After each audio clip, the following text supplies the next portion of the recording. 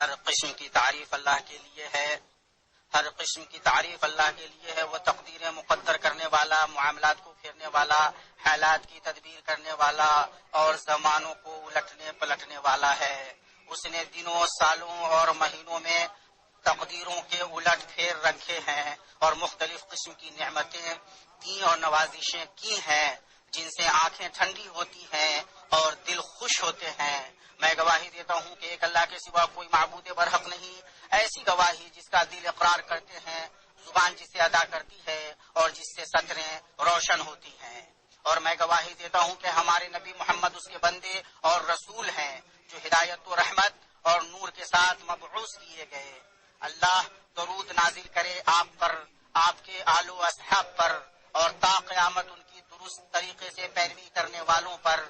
اما بعد، ایمانی بھائیوں، بلا شبہ خلوت و جلوت میں اللہ کا تقوی اور اس کی خشیت، اس کی رضا جوئی کا سب سے مضبوط ذریعہ اور اس کی نوازش کے ابواب میں سب سے کشادہ باب ہے۔ یہ وہ تجارت ہے جس میں گھاٹا نہیں لگتا، وہ توشہ ہے جو ختم نہیں ہوتا، وہ فرحت ہے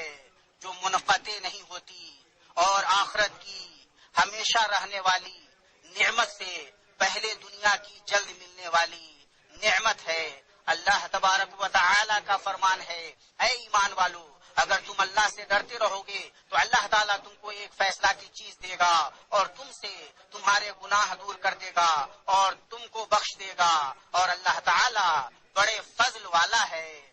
بلا شبہ دنوں کے تیزی سے گزرنے اور برسوں کے ختم ہونے میں عقل مندوں کے لیے عبرت اور صاحبان خیرت کے لیے نصیحت ہے۔ مومن اس پر ٹھہر کر غور کرتا ہے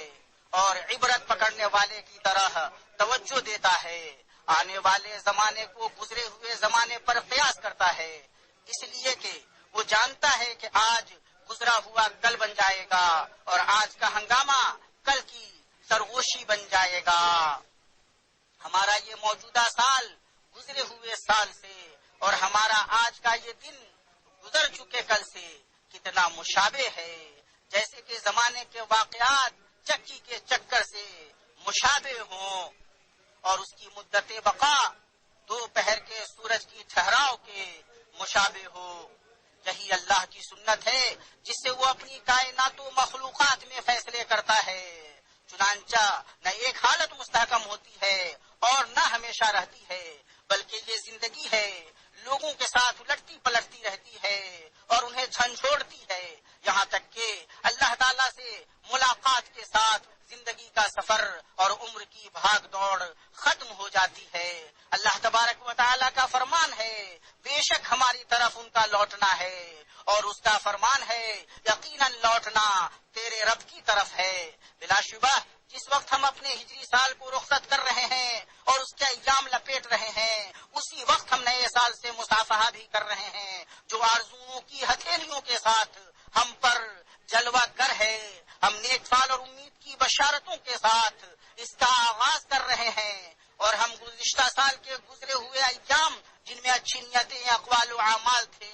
انہیں رخصت کر رہے ہیں، اور ہم نے اپنے سالوں کو الوداع کہنے کے ساتھ خیر و بھلائی کے ایک عظیم موسم کو بھی الوداع کہا۔ اللہ نے اس میں مسلمانوں کو اسلام کے عظیم ترین شاعر میں سے ایک جلیل القدر بنیادی شعار کو ادا کرنے کی توفیق دی، اور ہم نے اللہ کے مہینے محرم کا استقبال کیا۔ ایک موسم کے بعد دوسرا موسم آتا ہے، بھلائی کے موسموں کی ایک کڑی ہے جن کی کڑیاں باہم ملی ہوئی ہیں اور یکے بعد دیگرے آ رہی ہیں۔ اللہ کے مہینے محرم کے بارے میں نبی صلی اللہ علیہ وسلم نے فرمایا، رمضان کے مہینے کے بعد سب سے افضل روزہ اللہ کے مہینے کا ہے جسے تم محرم کہتے ہو، اور فرض نماز کے بعد سب سے افضل نماز رات کی نماز ہے۔ اس حدیث کا ظاہر دلالت کرتا ہے کہ اللہ کے مہینے محرم کا روزہ رمضان کے بعد مطلق تمام نفل روزوں میں سب سے افضل ہے، جیسے مطلق نفل نمازوں میں سب سے افضل قیام اللیل ہے۔ اللہ مجھے اور آپ کو بھلائیوں کے موسموں میں برکتوں سے نوازے، میری اور آپ کی نیکیاں قبول کرے۔ میں وہ کہہ رہا ہوں جو آپ نے سنا، اور میں اللہ عظیم سے اپنے لیے اور آپ کے لیے مغفرت طلب کرتا ہوں، اور اسی کی طرف لوٹنا ہے، اور اسی پر میں بھروسہ کرتا ہوں، اور وہ کیا ہی اچھا مولا اور کیا ہی اچھا مددگار ہے۔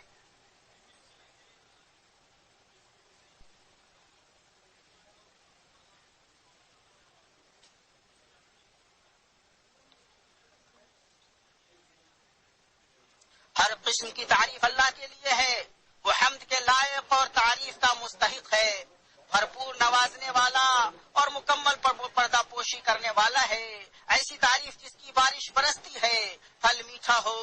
اور روشنی چمکتی رہے،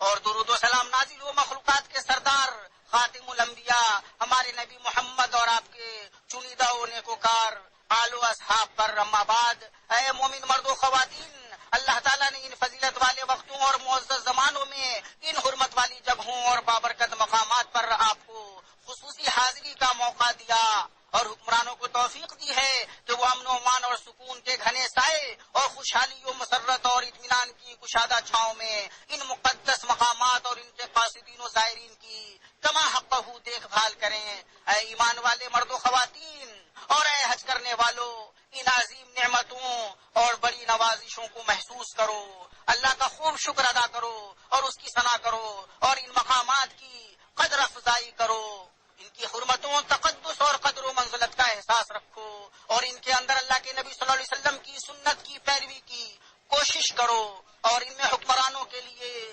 دنیا و آخرت کی توفیق و درستی، مدد اور بھرپور ثواب کی دعا کرو۔ کوئی شخص نہیں مگر یہاں اسے عدل، سلامتی اور وسیع خوشحالی اپنی طرف ملتفت کرتی ہے، یہاں تک کہ دشمن بھی مخلوقات کے بیچ اس کا ذکر کرتے ہیں، اور حق وہی ہے جس کی گواہی دشمن دیں، اور تاریخ کے صفحات ان کارناموں سے بھرے ہوئے ہیں جنہیں شمار نہیں کیا جا سکتا۔ اے اللہ، ہم تجھ سے دعا کرتے ہیں کہ حرمین شریفین کی خدمت کرنے والوں، ان کی اور ان کے زائرین کی دیکھ بھال کرنے والوں کو بدلہ عطا فرما، ان میں سیر فہرست خادم حرمین شریفین اور ان کے ولی عہد ہیں، اور انہیں خوب خوب اور بھرپور بدلہ دے، اے اکرم المکرمین، اور تو اپنی حفاظت میں ان کو محفوظ رکھ، ان کی اپنی عنایتوں سے گھیر لے، اے رب العالمین، تو ان کی نگہبانی کر، اور اے اللہ تو اس پاک مملکت سعودی عرب کی جو ایمان والوں کی پناہ گاہ، وحی کی نزول گاہ اور مسلمانوں کے